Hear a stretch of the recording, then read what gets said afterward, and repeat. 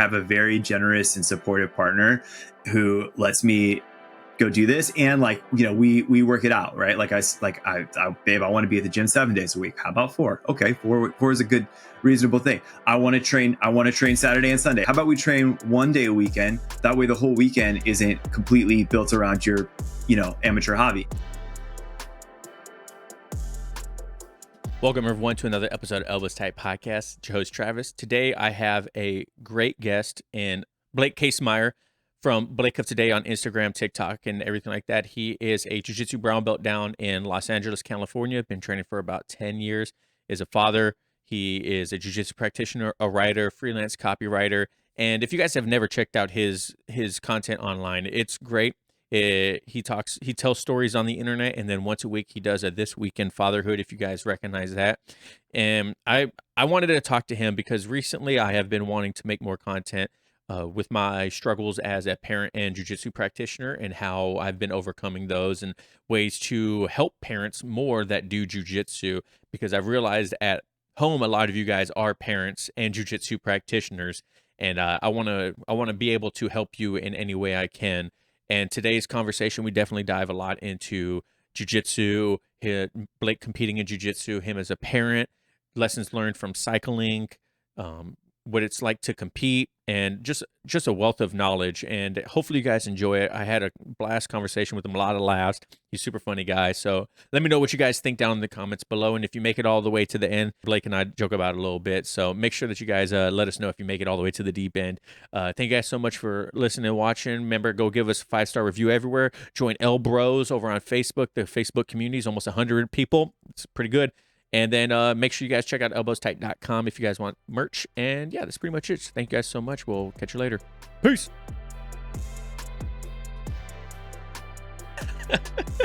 All right. Hey, Blake, thank you so much for coming on the show today. We kind of already just small talked a little bit. It sounds like you're having a super phenomenal busy day, fatherhood at its finest. How you doing? Good. Busy morning. Sundays, we have an 8 a.m. masters only open mat at my gym, which is pretty sick. And so I snuck out of the house this morning and got some training in, and then just immediately into the park and into the breakfast, lunch. It's like almost 100 degrees here by 10 a.m. And so we brought out the kiddie pool, and I was like blowing up the kiddie pool. And I have a 3.5-year-old who just understanding like how time works. And as I'm sitting there like pumping it up, he like doesn't understand why it's not full yet. And so by the time we finally got the kiddie pool together, he was so over it. And so he's excited when it started, and it's just like, he's like, this fucking thing still? Okay, cool. All right. Yeah. I'm gonna go play with my phone. I'll see you later. Yeah, that's so funny. Yeah, my toddler, he's like 2.5. He'll be 3, or he's almost 3. He'll be 3 in October, like I mentioned. And dude, he's the same way, bro. It's like he sees me pull out the air fryer and put chicken nuggets in it, and he's like, Daddy, come on, give them to me. I'm like, dude, it's frozen. So I had to like give him one just to show him like they're not ready to eat. And he's like, Daddy, cold. I was like, yeah, I know it's cold. I'm just gonna put it in the air fryer. Sense of time is like nothing. It's like yeah. So. But hey, so for people that don't know who you are at home, your Instagram, TikTok has been absolutely blowing up lately. In the short amount of time that I followed you, I think I started following you, had maybe 20, 30,000 people following you. And then all of a sudden it was like 150,000 people following you on Instagram. So for people that don't know who you are, you want to just give us a little bit of background of who you are, how you got into jiu-jitsu and everything like that? Yeah, so I'm a freelance copywriter and creative director. I actually used to run my own agency. I've worked in-house in that profession for a long time. And about 1.5 years ago, I started telling stories with my phone on the internet. Full disclosure, I've been wanting the internet to notice me probably since there has been an internet, and as such, like I've been creating content to those ends. Some of it good, a lot of it is terrible, and the vast majority of it, thankfully, has gone unnoticed. And in the more recent future or past, some of the stuff just really started resonating with people and took off. And I've been very fortunate to have only had people's attention spans when the quality of the stuff that I've been making, I think, is to a degree that I am not too humiliated to put it out in the world. So that feels good. I'm also a podcaster. Unfortunately, in 2018, my mom passed away from a brief but brutal fight with lung cancer. And I created a podcast called Good Grief. That was a 9-episode project that wrapped at the end of 2019 that just kind of talked about my process of mourning and loss. And it's remarkable. It still gets thousands of downloads a month when people find it. So yeah, it's just an emotional sort of geography of what you experience when you lose a loved one. I think I was in my mid 30s when it happened, and I had never really been confronted with loss and my own mortality on that scale. And I thought there may be a lot of other people out there who experienced something similar. And anyways, it's kind of like the podcast that I wish I would have had when that happened. But and then, jiu-jitsu, I'm stripes are silly. I'm a 3-stripe brown belt. I've been training for about 10 years. My athletic background is actually in cycling. So I started racing bikes in my mid 20s. I actually raced, on the Cal cycling team and the Cal triathlon team. And so I was a pretty serious cyclist for many years, and started doing jiu-jitsu because it's so much safer, honestly. And so, that's kind of my background. Oh, and So, and if you don't know, I make stories. I tell them on the internet. I've got a Substack in which I, publish a story a week. And I also have another podcast. Sorry. It's like, You're good, bro. Go ahead. The intro here, called Grappling with Fatherhood, that I just launched literally like last week, and it is me and another a jiu-jitsu black belt named Uday Malhotra talking about fatherhood, grappling, and the lessons learned in both and where they sometimes intersect. Man, no, that's a great intro. That's my resume. Did I get the job? No, you're good, man. I could. That's pretty much wraps it up, guys. Thank you guys for listening. No, awesome. There's a lot there. So how did you initially get into jiu-jitsu 10 years ago? Was it something you were kind of always interested in, or? So yeah, I mean, that's a good question, Travis. My story is pretty, of all the stories I tell, my jiu-jitsu story is probably the most boring. So I think, like most people, who are our age, right? Which is actually a lot of people who train jiu-jitsu. Yeah. 93, I'm watching, UFC 1, UFC 2, UFC 3 with my uncles, and they're all Taekwondo guys, right? And they've been going to Master Ree's Taekwondo in the Valley, and they've been competing in Taekwondo and all of this stuff. And then, Hoist Gracie goes in and fucking destroys people. And the next day, those dudes signed up for jiu-jitsu, right? And so I would watch the VHS tapes with my uncles and just be like, God, this jiu-jitsu shit is so cool. And then as I went on, throughout my life, like I was been a UFC fan, and jiu-jitsu at the time was the game changer, the dominant force in the sport, right? I think in my mid 20s, like it was Anderson Silva's era, like all these kind of like absolute phenoms of jiu-jitsu, So anyways, I was at work. I was working in a corporate job. I was the head of content, or I was a copywriter actually at a fitness company in San Francisco. And Groupon came across the desk for jiu-jitsu, $100 for like a month, and you get a free gi when you sign up. And I went with a bunch of friends and who I worked with, and it was the worst situation to sign up for. The gym was amazing. It's a great gym. It's called Bay Jiu-Jitsu in San Francisco. It's run by this guy, Stefan. He has a great environment, great gym. I went with like 4 dudes at the same time who really just wanted to beat the piss out of each other. And so my first month of jiu-jitsu was just miserable. I was like, God, like I didn't even have like the exposure to other students. I might get to drill with a brown belt or something, but like the idea, like I was like, guys, we could have just fucking saved $100 and been doing this in like somebody's garage, like. And so after my month was up, I was like, I'm good. Like I did the thing. It's cool. And then I had a friend who's a purple belt a couple months later who I worked with, and he kind of saw all this go down. He's like, hey man, like, I think you might actually like this. I just think you like had a bad experience. And I was like, okay, dude. And he's like, bring your gi to work. And so I brought my gi to work, and I had it at my desk for like probably like 2 weeks. And I was like, and finally, like one day I just kind of like looked at it and I was like, okay, bro, like let's go today. And he took me up the hill to this school called Motl, BJJ. Homolo is a black belt under Vinny Aida, Gracie Tijuca, or sorry, Gracie Humaida. And I walked right in and Homolo said, make yourself at home. And I did just that for the next 8 years or so. And I now train under Alberto Crane because my family had to move to LA. So yeah, I train at Legacy Jiu-Jitsu here, but that's kind of like my story.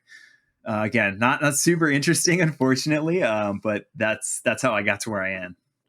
Gentlemen, first impressions matter. And if you're not taking care of your skin, that's going to be the first thing someone notices and instantly thinks you're way older than you are, or you don't care about your appearance. Show them you do and make a great first impression with Caldera Lab. Caldera Lab reached out to me to promote their products, and I gave it a month try before even bringing it on the podcast. And as someone that has had adult set on acne and growing up, my skin has always been a problem with me. It was something that I was a little bit hesitant about, but I am super excited that I started to work with them. Their stuff is phenomenal. I use it twice a day, once in the morning, once in the evening, and my face has never felt better.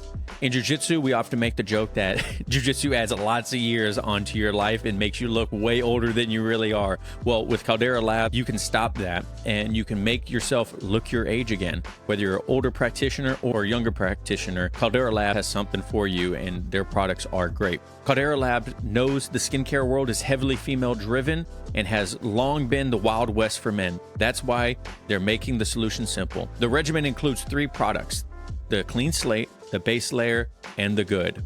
The Clean Slate starts and ends every day. The Base Layer is a daily moisturizer to hydrate your skin and jumpstart your day full of confidence. The Good is a multifunctional serum at night that helps your skin look tighter and smoother, as well as help reduce visible wrinkles and fine lines. And just for our audience, 20% off with code ELBOWSTIGHT at calderalab.com and make unforgettable first impressions that lean to the charming words, "You look younger." Once again, that's 20% off at calderalab.com using code ELBOWSTIGHT, or click the link down in the description below and use code ELBOWSTIGHT for 20% off. Thank you, Caldera Lab, for sponsoring this episode.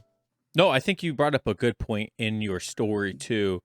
I talked to Steve Kwan, who BJJ Mental Models, and one thing he brought up that you mentioned in yours too is a lot of people don't even get their first stripe because they haven't experienced, like you mentioned, where it's like just like they think it's not for them. They have a terrible experience, and they don't know any better that it's not like that. You know what I mean? They just happen to walk into the wrong school, or like go with some people that they probably shouldn't have if they wanted the right experience, right? But I think it's cool that you didn't let that hold you back from trying it again. You know what I mean? Like, I feel like a lot of people could have a better experience in the beginning of their journey if they don't give up on that first try, and then maybe just try a different school or something like that. Or, I think that's a very important lesson learned, because a lot of people don't get that. Yeah, I mean, there's a few things, right? Like the friction of going to it at all in the first place. Like once you've overcome that friction, and you have a bad experience, you're like, what? Why did I just do something that was so challenging to walk into that place to just have a terrible experience? And like, again, it's not against Stefan or Bay Jiu-Jitsu. He runs a great school. He actually has a couple of schools across the Bay Area. It was just the vibe that I came in with. But the second is like, kind of like once you've already gotten your feet wet, you realize like one thing with cycling is that like your first race is usually a total shit show. You have all these ideas in your head for how it's going to play out. And then, you experience your adrenaline and you kind of get in the mix, and you realize like within 5 minutes of the race, like you're totally dropped because of how uncomfortable you are. And so you don't get good at racing until you race a lot. And it doesn't matter what kind of fitness you bring to the table. It's very similar to competing, right? Like in jiu-jitsu, like competing is its own skill in and of itself. Let alone like the jiu-jitsu that you do while you're competing, the prep and the mental work, and just even like, what you eat and how you go to the bathroom the day of and all that stuff is like, that's a whole skill set that you have to learn. So your first couple tournaments are probably not going to go great, but the more you compete, the better you get at competing. So anyways, similar lessons, I suppose. Yeah, no, I agree. I competed for my first time. I talk about it just about every episode since competing for the first time. But that's my Fuck biggest yeah, takeaway man. is Get your money's worth, dude. bro, Get your money's worth. people are like, Yeah, they Jesus, gave you a Travis talking about t-shirt fucking and a medal, competing. but you can only wear those so many days a week. You know, you could tell that story every time you get on the mat. That's right. That's right. And but that was the biggest eye opener for me, was because people were like, "Oh, it's just jujitsu. It's just jujitsu." It is not. It is a completely different animal when it comes to your jujitsu game. And ever since then, I'm like, I got to compete at least one more time, and that's how everyone keeps competing, right? As I just want to do it one more time because I feel like I didn't give myself the proper workup to the competition. Because in my head, I was like, I'm just going to do jujitsu. I'm just going to do jujitsu. And then I got there, and I was like a freaking fish out of water, bro. Like it was, like, but I'm a blue belt. I'm a 3-stripe blue belt, and I've been doing jujitsu for over 5 years, and that was the first time I competed. So, how long did you do your first competition when you started jujitsu? Very quickly. Really? Embarrassingly soon. I was that white belt that was like fucking put me in there, bro. Because and like, you know, and what you'll learn as you compete, more, or if you choose to compete more, is that competition actually holds you back in some ways, technically, at a lower belt level, because for me, like, I developed an A game, and so when I was competing, right, I was competing like 6-7 times a year. I was just working on my A game. Because if I can dictate the match, if I can bring the match into my game, and then I'm talking blue, purple belt, right? Like this isn't high level jiu-jitsu. But if I can bring the match into my game, then I don't have to work on that other stuff. And I know that once you come into my world, like this is gonna go a certain direction, straight up.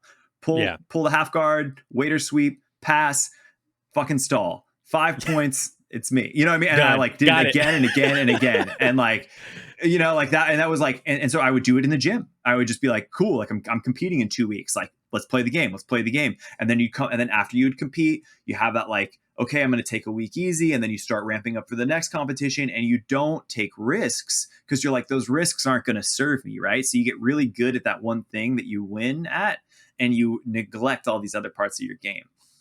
That is so. I have never heard anyone say that. Tell you the truth. Yeah. People always talk about the pros of jiu-jitsu and how, or competing in jiu-jitsu, and how, you know, you develop faster, and, you know, you get all this exposure to people, and then, you know, like real-time jiu-jitsu technique and whatnot. But I love that you mentioned that, because I honestly didn't even think about that until just now. Like, it is so true. If you compete a lot and you have an A game, like you mentioned, then why would you not want to just always do your A game?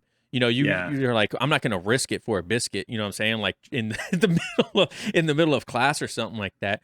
And, you know, it's at the end of the day, it is only like you mentioned, a $5 medal and a t-shirt. But I think the jiu-jitsu community holds competing at such a high standard.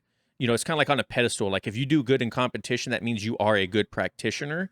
And so if you take the risks in the mat, or on the mats, or in the training room, and then you can kind of be like, people can be like, oh man, well, how does he always win? I just tapped him in class. And, you know, there can be this whole dichotomy inside your own head of like, how am I supposed to win this weekend when I just got my butt kicked in class because I'm trying something new? Did you ever come across that? Or because you step with your A game the whole time, you never have to worry about that?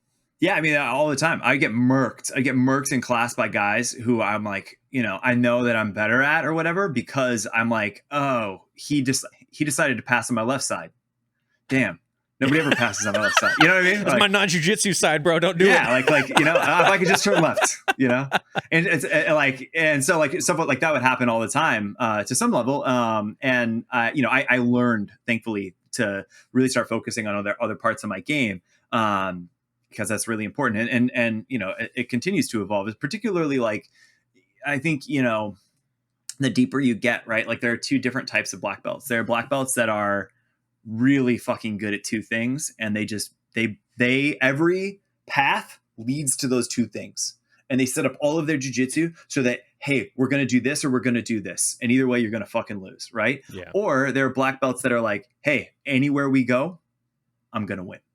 And so, you know, like they're open to taking you where it goes. They're open to getting past. That's okay. Like, I'm not worried about getting past because I know what happens once I get here. You know, I've been passed 1,000,000 times. I've been passed more times than you've even tried to pass somebody. And so like so anyways, there's just two different styles, I think, of learning jujitsu, and of getting really, really good at jujitsu, right? Like the famous Bruce Lee saying, "I don't fear a man who knows 1,000 kicks, or who's done 1,000 kicks. I fear a man who's done one kick 1,000 times." Yeah, and in jiu-jitsu, that definitely resonates quite a bit too, or with any martial art, really.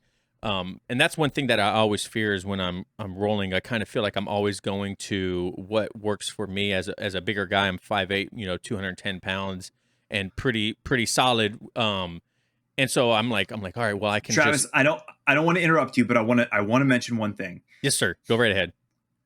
Like, we commend little guys who are flexible. We commend long guys who are lanky, right? And we make big guys feel shitty. Yeah. Right? Your size is an attribute. Yeah. Right? If you were a small, flexible guy, I would never say, "Hey, man, could you lay off on the flexibility?" Yeah. If you were a long, lanky guy, I'd be like, I would ever say, "Hey, cut it out with the triangles and the arm bars," right? Right? Yeah. But with a big guy, everybody's like, "Oh, bro, he used his natural attributes to play the game that is supposed to favor your natural attributes." Yeah. You know what I mean? Yeah. Like, it's just such a weird thing that we do in the sport. Like, again, like, if you're crushing 115 pound, like, female, like, white belt, yeah, then you're a dick. But like, if you're rolling with somebody and like, you're like, "Hey, I'm passing and I use my size to help pass," or like, "I make it uncomfortable for you to be on top of me because it's easier for me to get on my side." Like, those are, I think, you gotta respect the fact that those are your attributes. But anyways, sorry, go ahead. No, you're good. And I think when I first started jiu-jitsu, I gained a little bit of weight since, I started jiu-jitsu 2018. And then, COVID happened. I put on some weight, haven't really dropped it yet because it's not a priority to me. I'm still very athletic and whatnot. But even when I first started, it kind of sucked because I was coming out of like the strongest I've ever been. I was like a competitive CrossFitter. Well, not competitive. I competed in CrossFitting. I competed in weightlifting. And so I was like super strong. I was like 175 pounds.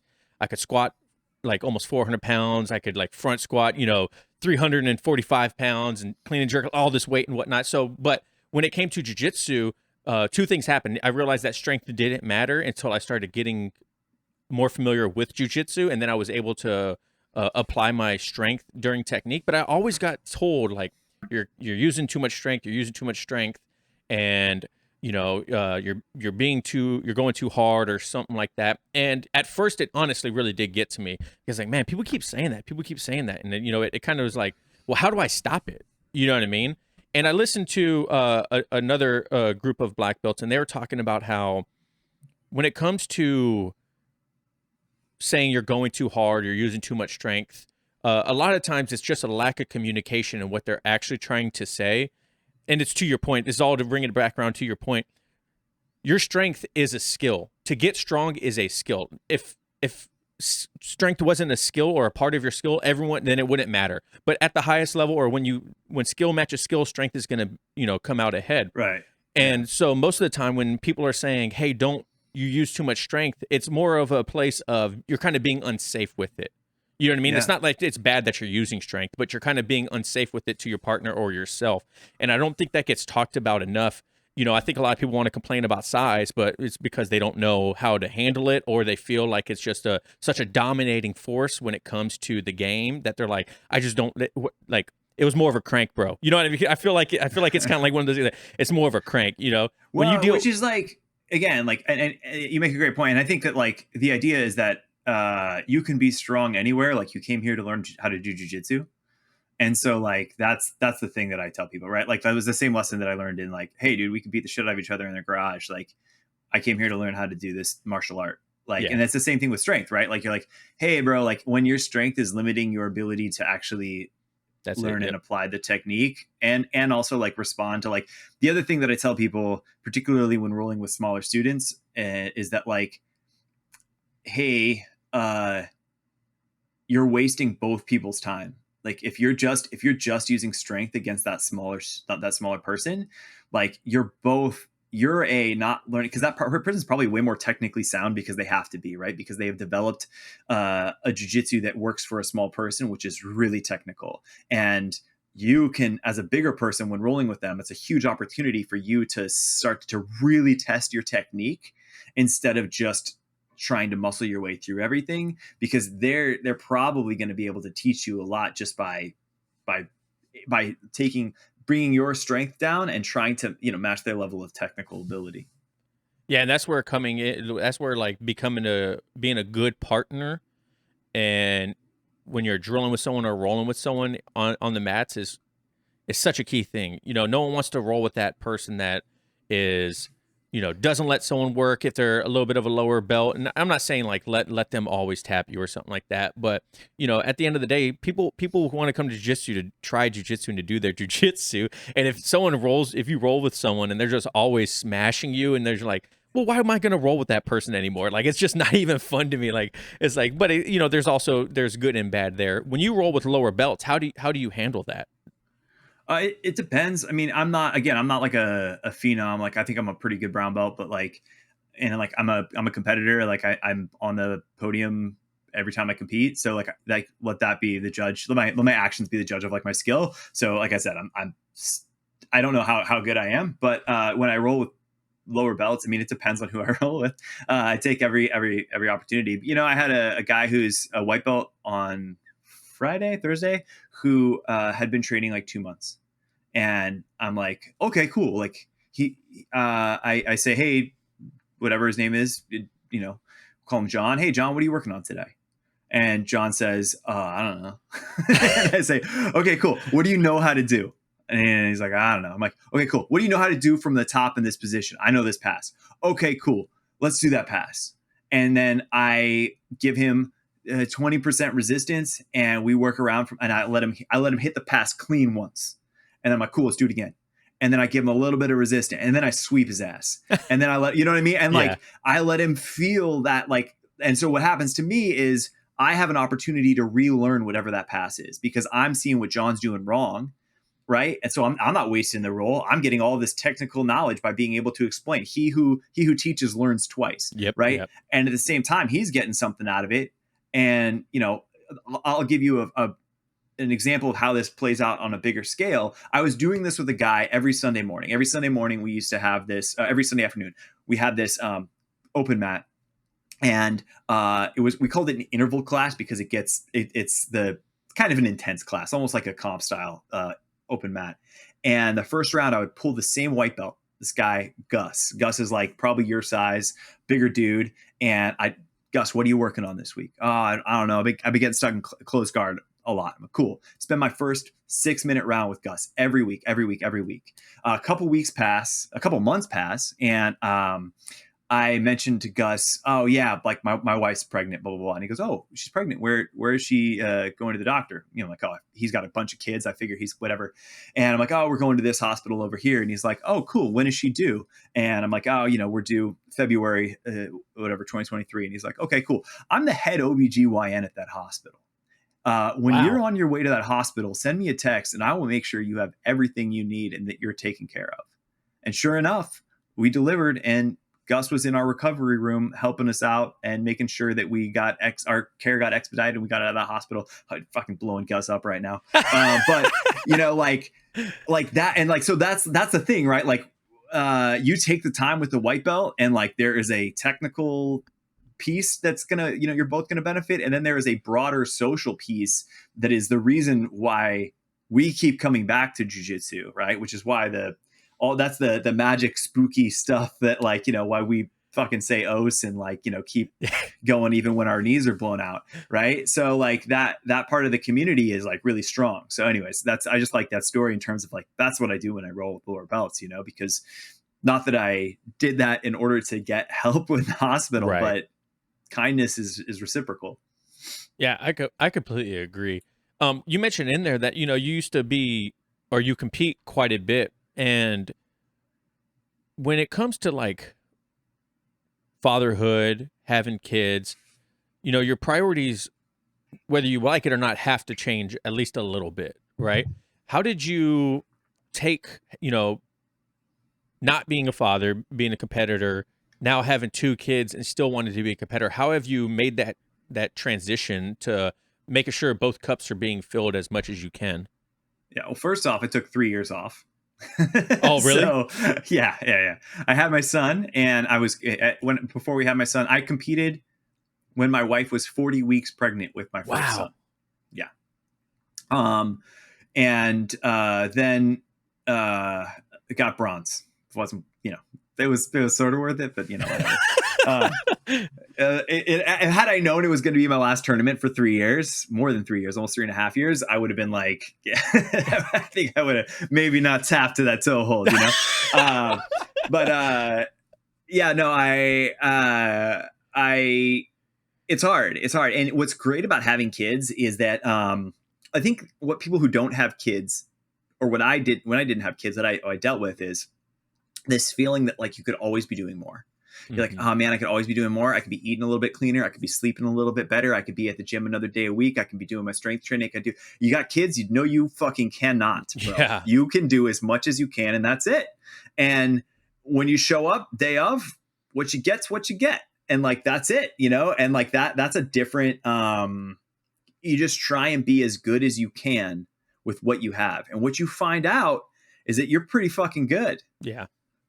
Like, you know what I mean? Like, that's the weird thing, is that you find out, you're like, oh, wait, maybe all of this other stuff that I was doing was just added stress. Maybe all these incremental gains for my amateur Masters 2 competition was just freaking me out. Because what was so cool about my first comps back as a dad is that I didn't have any of those crazy nights where I woke up in the middle of the night replaying old matches in my head. Wow. I didn't have any of those, like, those like that terrible feeling in my gut until I got to the tournament and I'm in the bullpen. Well, nothing you can do now. Just got to fight, like, it's on.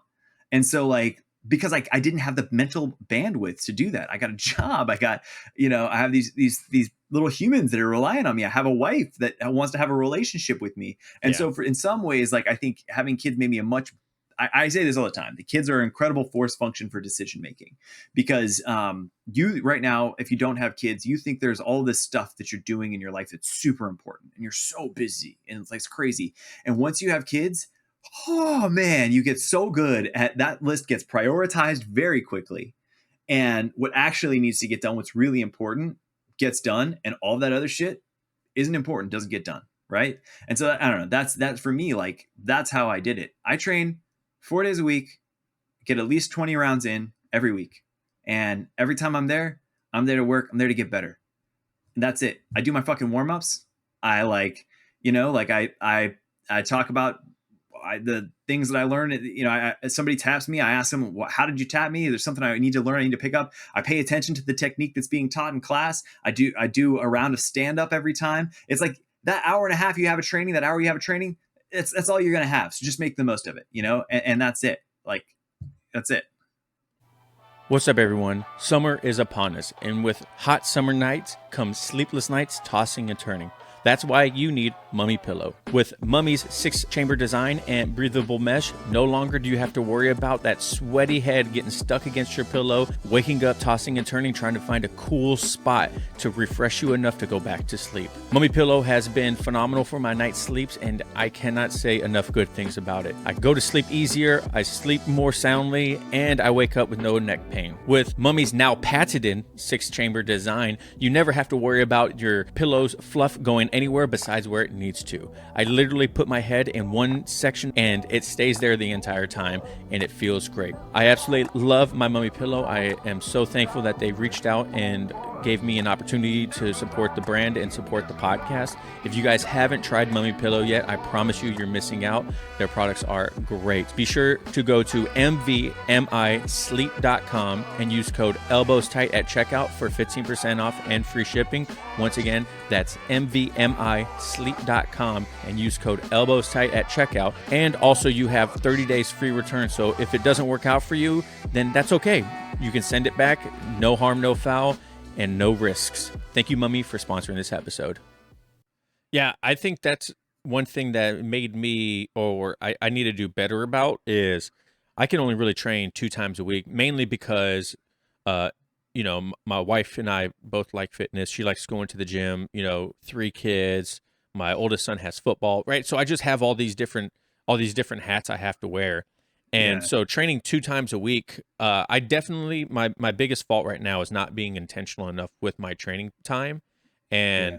And I recognize that, but it's like really hard um to ramp up training more when I'm there, when I'm like, in my back of my head, I'm always like, all right, I gotta hurry up and get home. I gotta hurry up and get home. You know what I mean? Like I want to stay longer.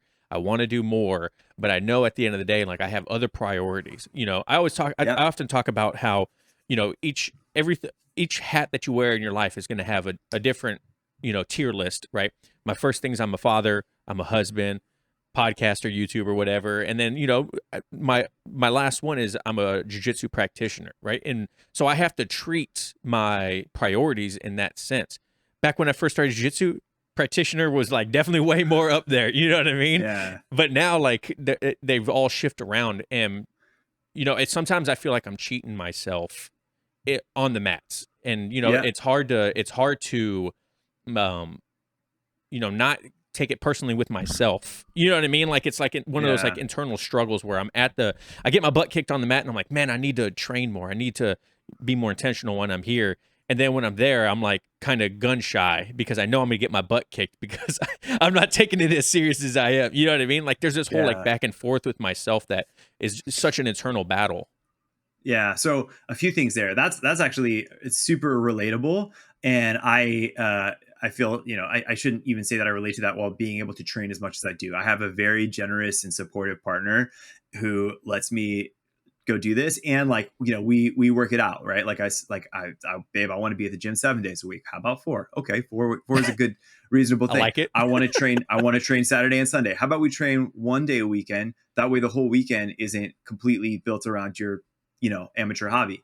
Like that's kind of like the the compromise. But again, she's super supportive. The other thing is that and you know this because I've heard you talk about in other episodes of this podcast. There are ways to get better at jujitsu that aren't just training jujitsu, right? Yep. And there's mindset stuff, there's the physical attributes, and there is the knowledge.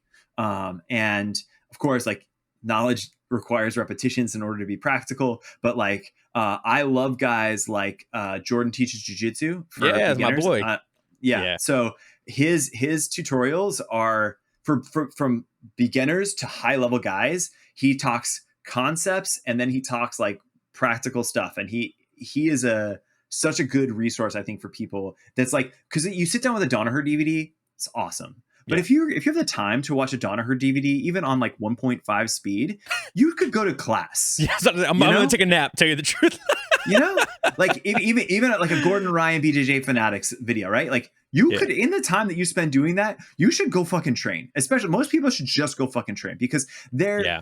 they're not at the level at which that knowledge transfer is going to make a serious improvement in their game.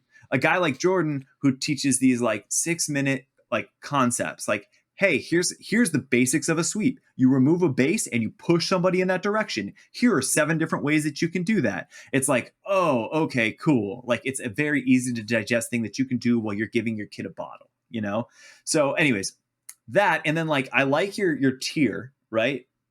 What I learned over the pandemic was that I was, like I said, I was like super. I had just gotten back from Masters Worlds, and I lost my second match. Like I was so hungry, dude, and like Yeah. I like I said, I competed right. Like I was ramping up, and then the pandemic happened and my gym shut down, and then I had this stretch where I was like, dude, what am I like? What am I doing if I'm not actually at the gym doing jujitsu? And I think about jujitsu less like this sport that you show up for and more like something like skateboarding. Like I started skateboarding when I was a kid. I don't skateboard that often now. I mean, I do now more with my kid, but I'm always a skateboarder. And Yeah. I look at the world through the lens of a skateboarder. I relate to pieces of culture that are skateboarding culture. It's a way of seeing the world. And I think jujitsu is a way of seeing the world once you get into it more than it is an actual martial art. I mean, it is a martial art and there are all these pieces, right? But I know guys who have had their blue belt for 6 years because they can come to the gym for 2 months and then they have to get injured or they work moves them around or whatever it is. And those guys it's a lifestyle. They're practitioners. It's part of who they are. They get to the gym sometimes more than they don't get to the gym. And it's just like, that's just how it is. Sorry, it's like a long-winded. No, you're good. No, and Jordan, first of all, is one of my really good friends. And I'll be sure to send him this little timestamp so he can, so Awesome. I was like, hey, Blake mentioned you. Yeah, no, dude. His I sent his Kimura trap video to so many people. Yeah, because I use it. People are like, how did you fucking do that? I'm like, dude, this is so simple. Here, watch this guy. You're gonna do it to me next week. Have you gotten his theory course? Have you? No, I haven't gone deeper with him. I watch every one of his YouTube videos almost, but I haven't gone.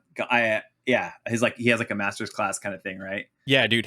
So he put out his own theory course, and dude, I took 6 pages of notes from it, and there was like such simple things in there, like you mentioned. I was just like, why the hell did no one ever tell me this? Or why did I never think of this? You know what I mean? And it's like such a simple thing, like, the concept of a sweep, like you mentioned. I feel like jiu-jitsu, a lot nowadays, people want to have this like false intelligence when it comes to jiu-jitsu. They want to use big words and the Japanese words, and it's like, dude, you're like overcomplicating this a lot. You know what I mean? And it's like, it's so refreshing seeing people that break it down into the points where it's like so consumable. You know what I mean? Like you're like, because we're already having to learn so much. A white belt at the beginning of their journey, I mention this a lot. When you first start, when people ask, do you have any questions about this technique? You don't even have a base of information to understand what they're going over. So it's going to be nearly impossible for you to formulate a question that is going to, even help you. There's that whole like growing period where you need to understand the fundamentals and you need to understand how your body moves in relations to another person that's giving you, feedback. And I feel like, in jiu-jitsu nowadays, a lot of people want to have this, like I mentioned, like they want to seem smarter about jiu-jitsu than they are, or that it needs to be. You know what I mean? Like, how much like jiu-jitsu content do you consume outside of like actually the mats? Very little. Yeah, same. It used to be a lot more. I just don't have the time bandwidth. Like hopefully you're not affiliated with them anyway. I canceled my Flow membership probably 6 months ago. Oh, really? Yeah. I mean, there was very little that I was like, God, how much are you actually using this a month? Yeah. I was mostly using it to watch my friends' matches when they were competing at IBJJF tournaments, honestly. That said, like, I also am able to train a lot. So I do the thing that still happens every once in a while where, I'll get caught or something weird will happen and I'll be like, God, why didn't that work? And then I'll go down the rabbit hole, and be like, oh, okay, there's this, and this. That's why that didn't work. Okay, cool. But, I pretty much, I've dedicated so much of my life to this thing that like, I just have so much other shit to do that I just don't, I don't. Yeah. So how do you improve outside of, when you say, you just can't make it to the mats? What do you typically do, to improve? Like, what are your resources? Yeah. So, like I said, one, if you're a lower belt, like I definitely think there's a level, right? So you're right with a white belt. With a white belt, it's a whole, you don't know what you don't know thing, right? Yeah. Like I know what I don't know and like why shit isn't working, right? So I can go look for the knowledge, but like a white belt doesn't even know why they don't know or whatever. I ask somebody, how do you pass? And they're like, I don't know what a guard is, or I don't know, like, aren't I already passing? Whatever. Anyways. So and there's like the physical attributes, right? So there's the style of training. I am like super blessed to have spent years and years on a bike and built a really, really solid, athletic base, or at least in a cardiovascular base, that helps a lot. And so there's always like 20 minutes. Any adult can find 20 minutes throughout the day to move their body with purpose. And so that's going to help. A huge fan of yoga for BJJ. even if it's like if you're working too hard, or if you've already done your strength training, or if all you have is like 20 minutes, we get mixed up in our society where the best strength coaches I have, like guys who have PhDs in human performance, have told me when I'm like, hey man, I only have 20 minutes. What do I do? And they're like, mobility. And I'm like, what? And they're like, yeah, like obesity. Yeah. Okay, cool. Like, you want to try and get in some kind of caloric deficit. You want to gain strength, whatever. None of that stuff means anything if you can't move your body through the appropriate range of motion that you're going to need for the rest of your life. Right? Like, floss your teeth. It's like the same thing. Like it's two things I'm very bad at. I was terrible at it. I was terrible at it too. I'll tell you, I didn't go to a dentist for 10 years because I was so freaked out. And I went to a dentist and they were like, and it was horrible. And they were like, it wasn't horrible. They were really sweet people. They were very kind to me. And every day since then, I have flossed my teeth. Like I'm like so militant about it now. So, cause I'm like, yeah, anyways, but yeah, so it's like, yeah, anyways, so there's that. Like, most people, like their problems are their mind is thinking their body can move in a way that their body doesn't know how to move in yet. And so putting those things together, moving your body with purpose is super important. And I'm not saying like, just go in the garage and do a bunch of shrimps, like, which is like, which I've done a lot. Yeah. But, I do it in bed when I'm like switching sides. I just like switch my hips, Yeah. That's how that's how I knew I was a practitioner. My old coach, when he gave me my purple belt, he said, you used to be a bike racer who did jiu-jitsu, and now you're a jiu-jitsu practitioner who rides a bike. And I knew it changed when the way I got out of bed was like, I was shrimping out of bed. You know what I mean? That's so that's one way. And then particularly for competition, I'm a huge proponent of having a strategy. So I think a lot of guys go into to a tournament and they say, oh, we'll just see what happens when we hit the ground. Like, I'm going to get him to my game and then we'll, I'll submit him, or like, I'll do this and I'll do this, or maybe I'll do this, or maybe I'll do that. And it's like the way competition works is, particularly at a lower level, is that like two guys spend like 90% of the time doing something that they have 10% experience doing, which is stand up. Is that guys who have spent 90% of their time on the ground suddenly think they're a freaking black belt judoka and can like, hip throw somebody, or they're too scared. They're waiting for the other guy to do the thing, and they just fucking yank on each other, and they like take the worst shots you've ever seen, shots that they're embarrassed that they've taken, right? And they spend 3 minutes doing this thing that's so silly because they've spent 6 months doing jiu-jitsu. Yeah. Right. That they hardly get any time to do it. So in my head, whenever I'm telling somebody, whenever I'm coaching somebody who's going to do their first tournament, I say, like, have a game plan in your head and play out the scenario, play out the first 30 seconds of the match over and over and over again. And then when you get to train, when you get to the gym, do that 30 seconds, find a partner and do it over and over and over again.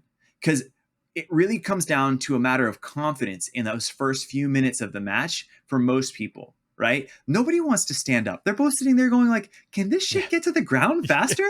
Like, I know what I'm doing down there. I don't know what I'm doing up here. And like, somebody listening to this would be like, oh, bro, like, don't pull guard. You got to be a wrestler, like all this stuff. And it's like, hey, man, most people, like, this is an old man sport. The biggest tournament in jiu-jitsu, other than ADCC, but actually the biggest by competitor is Masters Worlds. Yeah. This is an old man sport, an old man and old woman sport. And we don't have wrestling practice, we don't have the knees, the back, the elbows for years and years of shots that are going to build that muscle memory to make us actually be able to do it. So if you can do it, that's good. And if you have the confidence to do it, and if you drill it over and over and over again, and that's your game plan, then that's your game plan. But if not, like, do a jiu-jitsu that you know how to do. Yeah. Anyways, so yeah, like I think that mental part of like playing out the first 30 seconds of a match if you're competing, it's so important. That's how I got to where, it's how I was able to win. Like I said, visualizations, man. People, it's underrated skill in jiu-jitsu. Think about what you want to do and how it's going to play out and where you're going to go. It's funny you mentioned in there everyone wants to get to the ground. In my second match of my competition, we ended up on the ground. He like swept me. He didn't get the points because we fell off the mats. And when we got centered back up, the ref stood us up. And I looked at him and I was like, bro, I thought we were going back to the ground. He's like, me too. I was like, shit, man, this sucks. So, but when you mentioned cycling, what are some lessons that you've taken from cycling and brought them over to jiu-jitsu, whether it's competitively or not? What are some lessons that have like kind of transferred over? So a few things, like being able to endure just a lot of discomfort is like that. Cycling is just enduring discomfort, and doing it at everybody hurts. Everybody on a bike hurts, and in a race, and so it's just not making your performance contingent upon how bad you hurt. And like that's just like a mentality mindset thing. I was there's a guy, Hector Beltran, who runs a gym out here. I was on a podcast with him not long ago, and Hector is he's a super competitive black belt. He's winning IBJJF tournaments, Masters 1, Masters 2, I think, and he's winning bike races. He's a mountain biker and a road cyclist, and he got into cycling like after he's been in jiu-jitsu. It's kind of maybe a newer passion for him, and he's like, bro, jiu-jitsu is easy. Jiu-jitsu, you can tap at any time. You could just tap and be done. You can give up. Over. The ultimate escape. It's done. Cycling, bro, you have to ride all the way home. And I'm like, yeah, it fucking sucks. You know, like he's like, you're out there, you're suffering. Everybody's suffering. You want to quit? You can't. Like, there's nowhere to hide. And like Hector said that. I didn't say that. But so there's that, right? There's like a mindset piece. Also, like one interesting thing about cycling is that everybody has fitness, and fitness is really fickle. So I remember when I got my first stripe on my white belt, and the sense of pride that I had because what it represented. It represented that I had acquired a level of knowledge that no one could take away. In cycling, you spend a whole year, you spend months building your base fitness, your zone 2, zone 3 fitness. And then you spend months building your zone 4 to zone 5 fitness. And then you spend like a few weeks doing your very top of the pyramid. And so you just done like 4 months of training to build fitness that you're going to use for a 2 or 3 month season.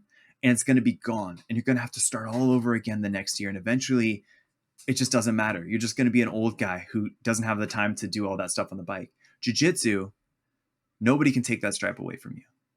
You spent 6 months getting that stripe. That stripe means something. It means a certain amount of knowledge that you have. And every, I think now more so than ever, like a black belt represents a degree of knowledge and depth of understanding in the sport more so than it maybe represents a lethality or a level of danger that it used to, right? And that's fine. Black belts are older, some black belts, and there are degrees of black belts, right? But I think more than anything, it represents a level of knowledge that nobody can take away from you. So that was one thing, is that like cycling is fickle, man. You wreck, you get sick, that's your season. It's gone. You have to build all that fitness over and over again. Jiu-jitsu, you get sick, you get injured, that knowledge doesn't go anywhere. Today, we're here with a sponsor for your bundle bouncing of joy. No, we're not talking about a baby. We're talking about your baby makers. That's right. Today's show is brought to you by MANSCAPED. But just like your babies, your delicate little guys have sensitive skin and deserve products that are not only skin safe, but made with safe ingredients. That's where MANSCAPED's Platinum Package comes in. From razors to shower care, this package goes above and beyond the gold standard for your body hair. So treat your beautiful boys to the world's finest toys at manscaped.com using code ETP20 for 20% off plus free shipping. Inside the Platinum Package, you'll find the Lawnmower 4.0 trimmer, Weed Whacker ear and nose hair trimmer, Ultimate Premium Body Wash, Ultimate Premium 2-in-1 Shampoo and Conditioner, Ultimate Premium Deodorant, Crop Preserver Anti-Chafing Ball Deodorant, Crop Reviver Spray Toner, Anti-Chafing Boxer, and the Shed Travel Bag to hold all your goods while you're traveling. Like I mentioned before, the shampoo, conditioner, the body wash, and the deodorant are my 3 favorite things I've ever received from Manscaped, and the deodorant smells great. It's aluminum free, clear, and it works phenomenally. My wife even mentioned, she's like, man, you don't smell for someone that is using aluminum-free deodorant. It's like, yeah, thanks, babe. That's because of Manscaped. Thank you, Manscaped, for that. The Platinum Package 4.0 covers all bases from head to toe and hair to ball fro. Get 20% off and free shipping with code ETP20 at checkout. That's 20% off and free shipping at manscaped.com using code ETP20 at checkout, because the gold standard is no longer good enough. Thank you, Manscaped. Yeah, and that first stripe, man, it's such a powerful feeling. You know what I mean? And I don't know what it is about it. It's probably just like like you mentioned, the sense of accomplishment, the knowing of like, dude, for this one piece of athletic tape, I've got my ass kicked for 6 months straight. You know what I mean? Like, and here I am, and like it's like a validation. I always tell people, ranks don't really matter, promotions don't necessarily matter, because it doesn't stop you from learning jiu-jitsu. It doesn't stop you from growing as a practitioner, but it is a phenomenal way of your professor to say thank you. You know what I mean? Like, it's just it's a great feeling to me. It's they're showing their appreciation for the work that I'm doing. You know what I mean? Like, it's such a powerful thank you. You're like, dude, hey, you've been crushing it lately. Here's another thank you to you, or here goes the next belt color, or something like that. That's what I see it as. And if I don't get promoted and someone else does, maybe it's just because I'm not putting in as much work as they think I should be. You know what I mean? Like, it's kind of like, I was like, well, am I letting them down? Like, what am I doing wrong? How can I improve to get to move to the next level? Totally. I mean, stripes didn't exist till there was a business model. Yeah, true. So, and neither did belts, really, right? So there is a certain mental gymnastics and psychology to how and when you promote people and why you promote people. And a lot of it is reflective of knowledge and power and skill and what you're able to do on the mats. But much of it is your professor having a real human relationship with you and being able to determine, hey, this guy needs a little kick in the ass, or this guy deserves to be recognized for what he's been doing here. Yeah. And it's great. I love it. I mean, I never thought, like, I used to wrap that athletic tape around my thumbs when I would clean and jerk to like making my hook grip not hurt as bad. Now it's so much more to me. Yeah. So, but hey, so when it comes to like your writing, we mentioned at the beginning of the conversation that you tell stories on the internet, and probably your biggest one is This Week in Fatherhood. And it really, I mean, as we're close in age, similar backgrounds and stuff like that. It like resonates so much, and probably resonates to a lot of people at home. What made you want to start doing this like recap of, the ups and downs of being a parent? It's funny. I actually haven't talked about this at all before. So for the first person to ask me about this, I was reluctant to do it. It was like, I tell stories, right? And so it was a day that I didn't have like a story to tell. And I was like, well, like, let's just talk about my week. I am a big fan of saying like, hey, I'm a guy who tells stories on the internet 1 day a week. One of those stories is about being the father of 2 small kids, right? I am not a dadfluencer. I'm not like a guy who's trying to use my status as a father to build a content platform. And so I have a reluctancy to leaning in on that too much, but as it has been the thing that I've done that has impacted people the most, and I have to respect that. So yeah, it was like, again, the idea came to me is I had this day where I was like, oh, I don't really have a story to tell, but I'm thinking about this last week I had. And so let me just do a quick recap of my week.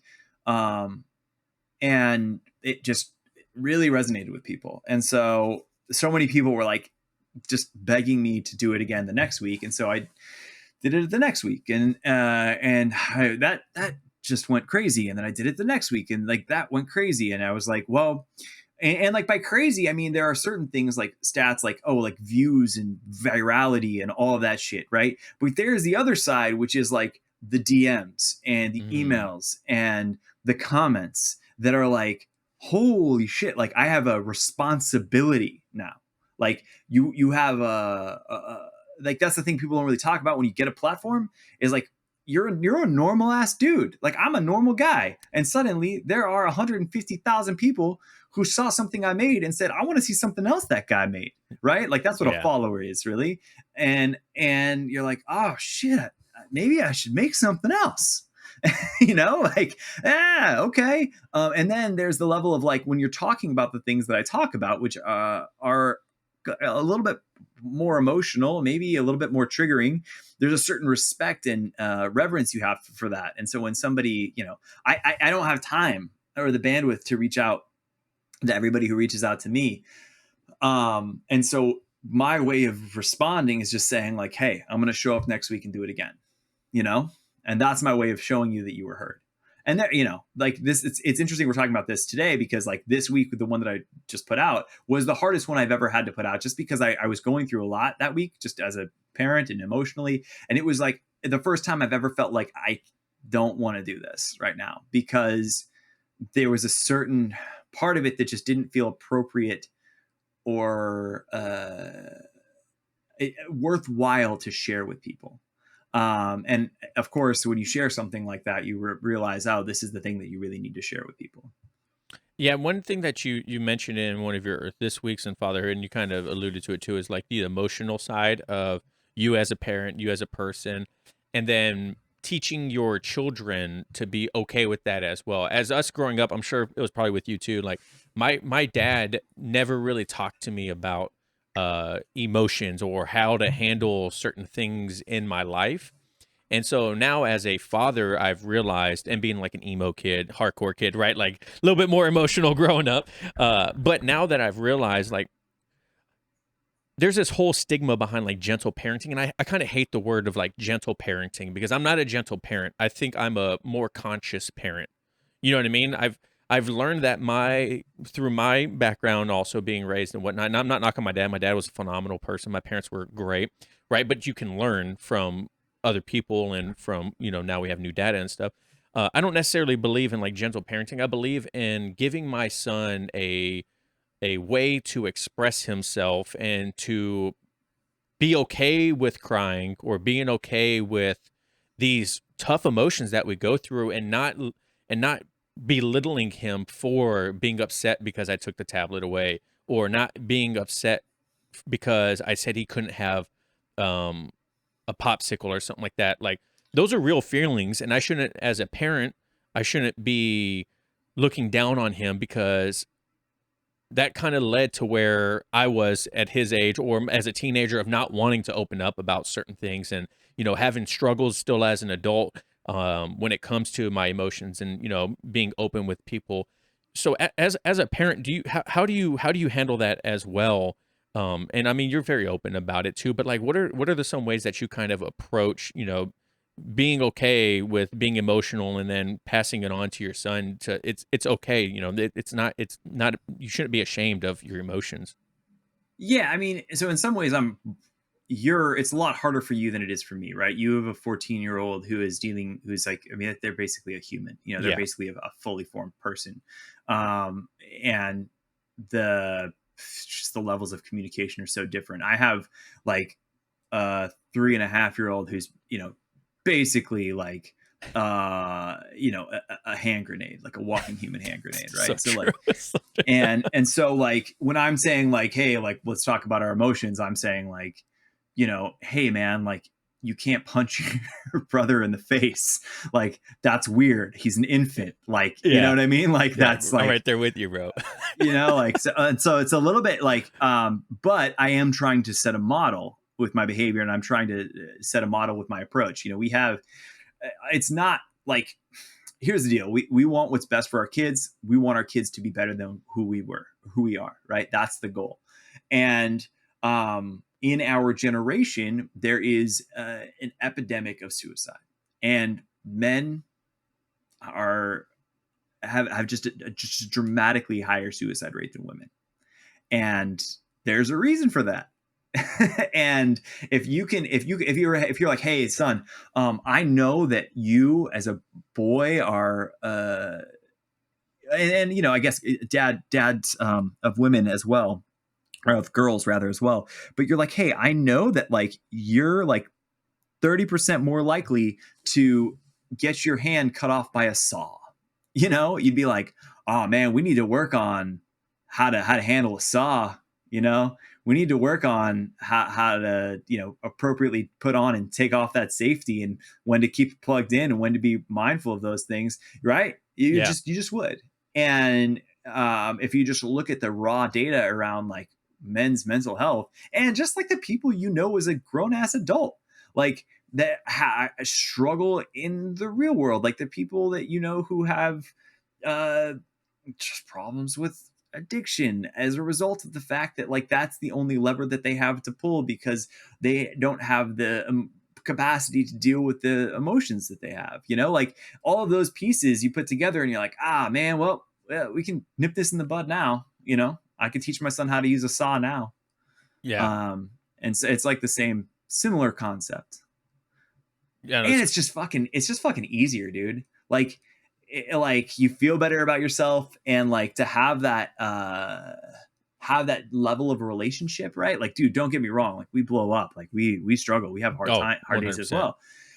And like you recognize that, like, one, if you blow up or if you have an emotionally intelligent conversation around some of this stuff, the result's usually the same. Like the mess in the kitchen gets cleaned up either way. It's just one version of it. It's a lot more shitty for everybody involved, you know? So I don't know. Yeah, that's one thing. Like when it comes to my oldest son, is I was like watching, you know, because we were teenage boys, right? And so I was like, man, how the hell did my parents do it?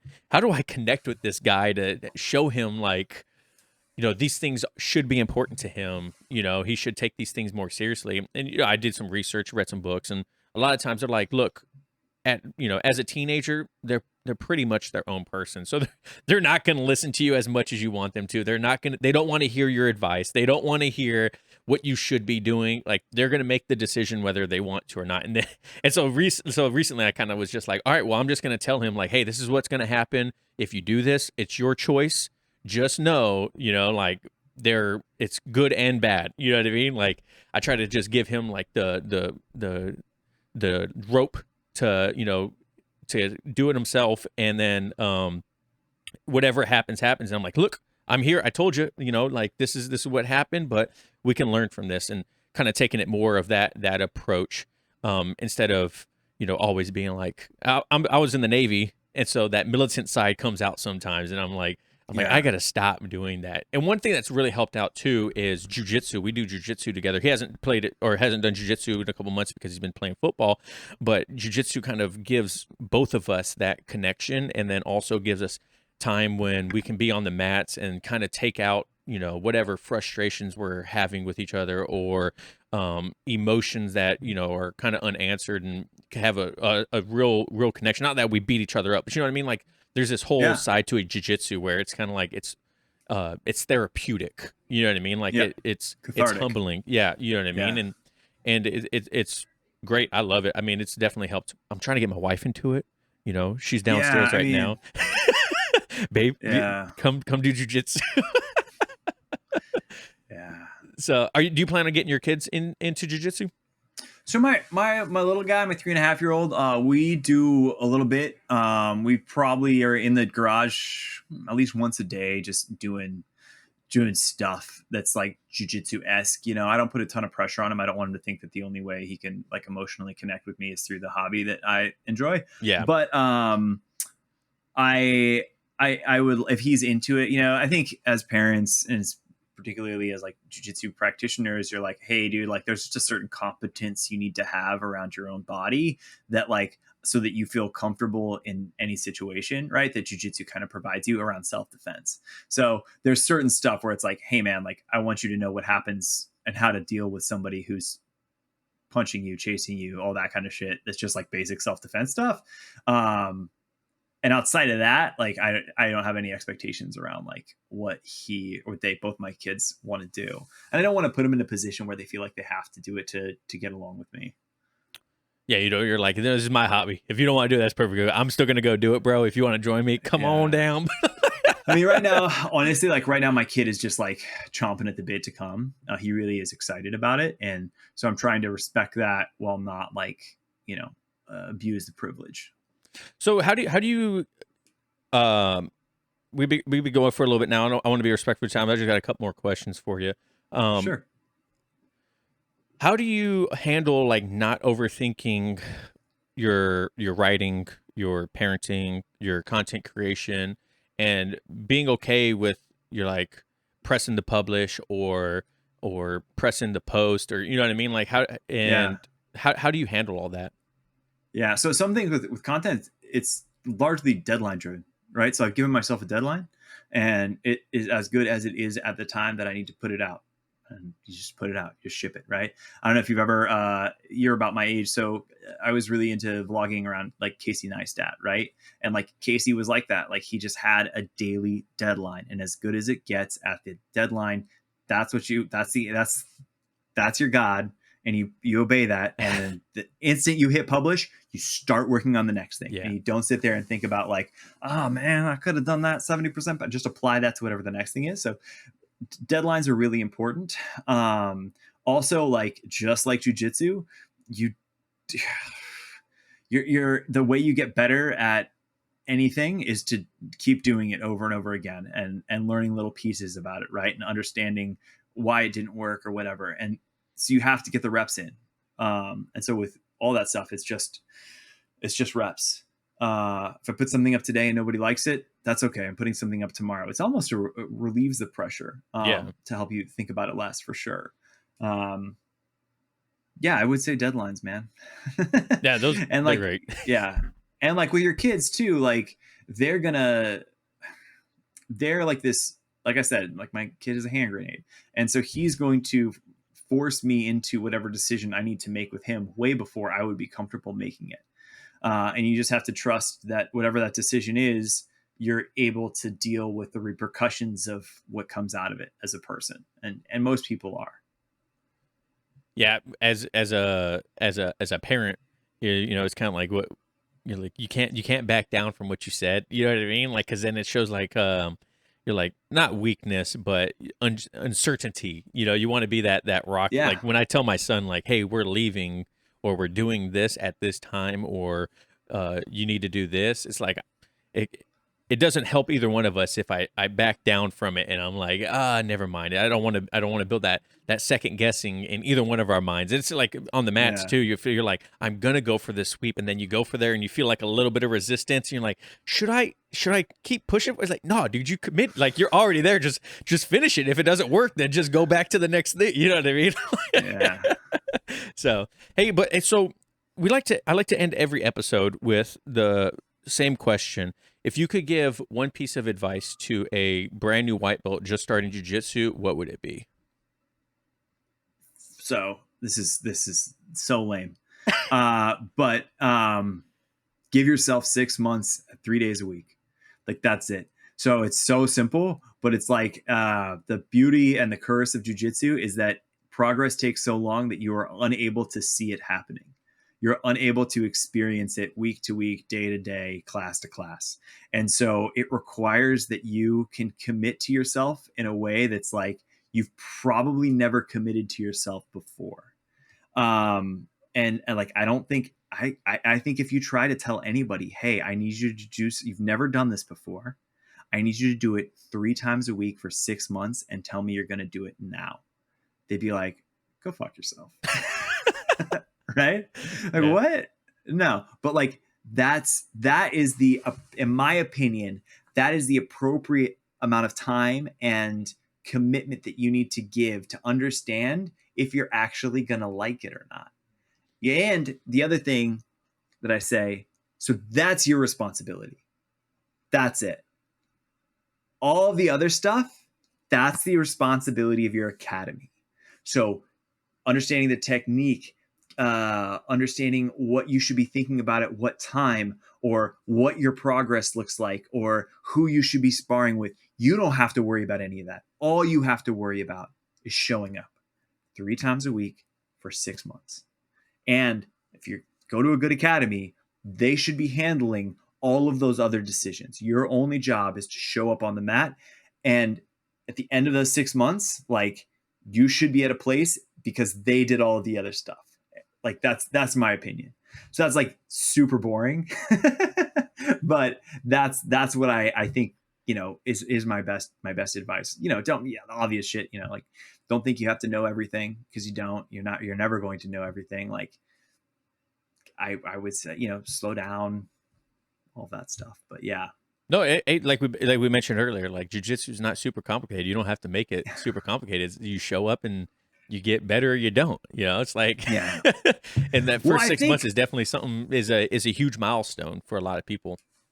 Yeah, and I think just like historically, right, there's been like a mystique around like, what, like, oh, there's some kind of magic, like there's some kind of thing that happens, and it's like, nah, this guy's been coming longer than you have.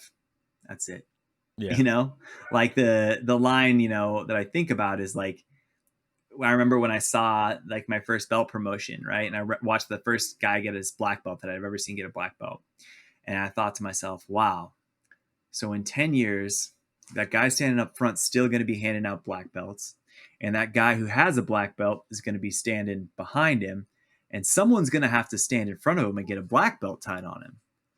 That could be me if I keep coming here. And that's it.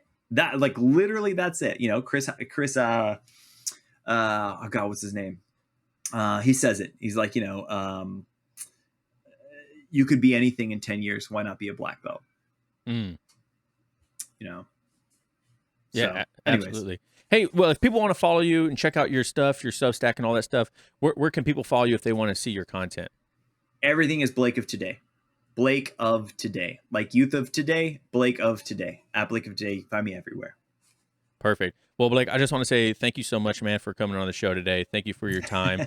This was a phenomenal conversation. I had a blast with you, and I definitely think there's going to be a large group of the audience that gain a lot of knowledge and insight into their day-to-day lives with this conversation, man. So I just want to thank you so much for coming on the show today.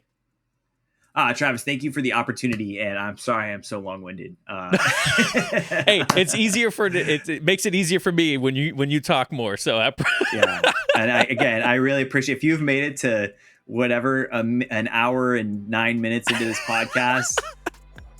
I salute you. God bless. You made it to the deep end. Let us know if you made it this far. So, hey, but thank you guys so much for listening and watching at home. Remember, go follow Blake everywhere. Go check out his content. I promise you, it won't disappoint. And remember, no oil checks here. Peace.